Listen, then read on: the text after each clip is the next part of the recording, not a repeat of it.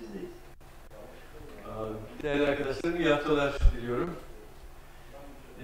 Bu hafta, geçen haftanın devamı olarak bazı tuhaflıklara gebeydi.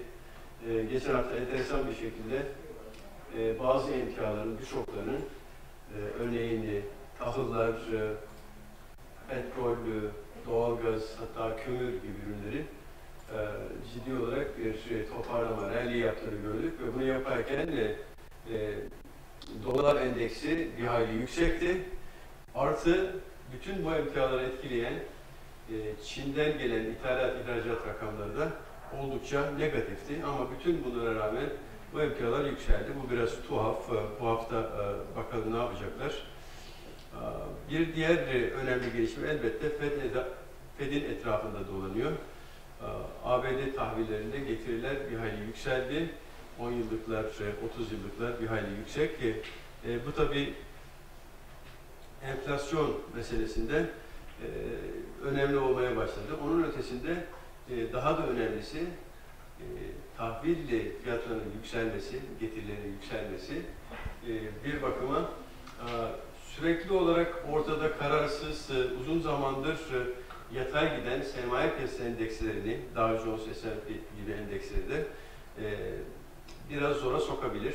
Çünkü para akışı biliyorsunuz tahvil fiyatlarında yahut tahvil getirilerinde çok düşük seviyeler default olarak tek seçim olarak sermaye piyasalarına parayı yüklüyordu ve o yüzden de her türlü zor koşullara rağmen rekor üzerine rekor kuran endekslerle muhataptık ama tahvil getirilerinin yükselmesi endekslere giden paranın bir kısmını, para akışını geri çevirebilir.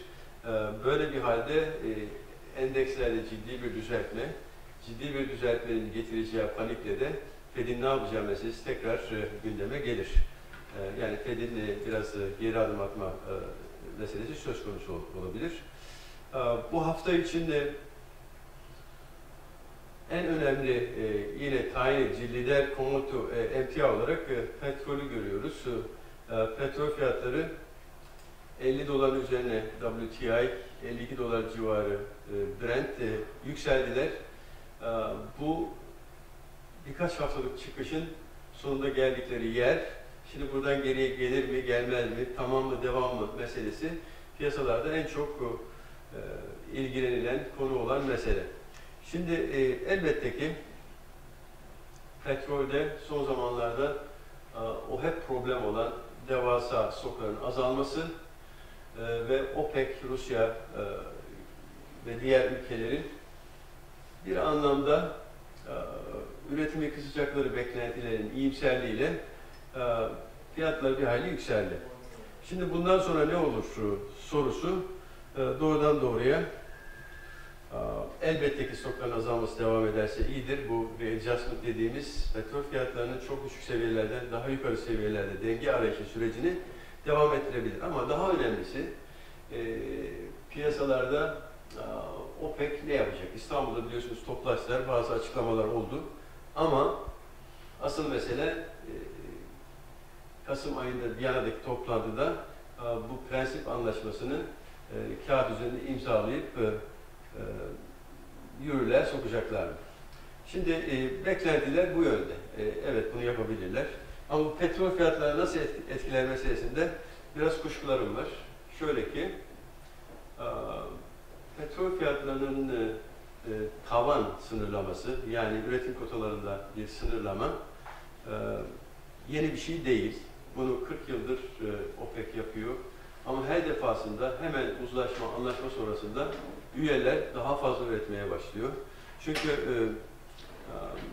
gırtlak gırtlağa bir endüstri. Herkes tek gelir olarak petrolü satmak istiyor. O yüzden kotalarını aşıyorlar. Şimdi bu mesele tayin edici olacak diye düşünüyorum. Ama genel olarak biraz daha bakarsak Suudi Arabistan da son birkaç yıldır ciddi olarak vanaları sonuna kadar açtı. Petrol pompalayıp duruyor. Amacı işte rekabeti kırmak, kaya gazını devreden çıkarmaktı. Ama bu Pirosvari bir zafer gibi görünüyor şu an. Kendileri çok daha fazla zarar görmüş gibi. Öte yanda İran, Irak, Libya, Nijerya gibi ülkeler var. Bunlar çeşitli problemlerle üretimleri düşüktü ve hepsi şimdi tam kapasite üretmek istiyorlar. Nasıl kısıtlama koyacaklar? Onun dışında Venezuela, Rusya gibi ülkeler düşük petrol fiyatlarıyla bir hayli sıkıntılı bütçe ve yönetim sıkıntıları var. Onlar da satmak istiyor gelir anlamına. Bütün bunlar ötesinde bir de hiç konuşulmayan şu var. Dünyanın en fazla üreten 5 ülkesinin 3'ü OPEC'le yahut bu anlaşmayla hiçbir ilişkisi yok. Örneğin Amerika Birleşik Devletleri, Çin ve Kanada. Bu ülkeler bu anlaşmayla hiç şeyi yok. Yani OPEC ülkeleri kıstasa bile bunlar böyle bir zorunluluğu yok. Dolayısıyla ben de toplantının olumlu, anlaşmalı, uzlaşmalı olsa bile petrol fiyatlarında yükselmeyi tetikleyeceğini düşünmüyorum. Teknik olarak da çok kritik yerlere geldik. Hızlıca 52 direnci aşılması biraz zor gibi görülüyor. Geldi, tıkandı. Bu ara grafiklere bakarsanız 50 ve 100 günlük hareketli ortalamalar altını vuruş dedikleri Golden Cross birkaç kere geçmişte oldu. Tam oraya geldik. Kritik bir yer. Bunun ötesinde çok biraz uzun vade bakıldığında ters HNS diye 52 dolarda çok ciddi bir direnç var. Orayı aşarsa elbette 55-60 söz konusu olabilir ama ben aşılacağını düşünmüyorum. Petrol fiyatları bundan sonra tekrar 47'ler ve muhtemelen 43 dolarlara kadar sarkabilir. Diğer yanda altın için altında bir hayli gerileme var. Bu gerileme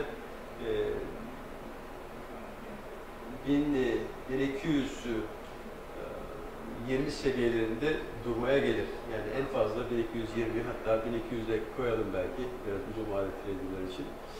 Ama altın ve gümüşte aşırı satışlar doğrudan doğruya Fed'in faiz oranlarının artacağı yönünde endişelerden kaynaklanıyordu.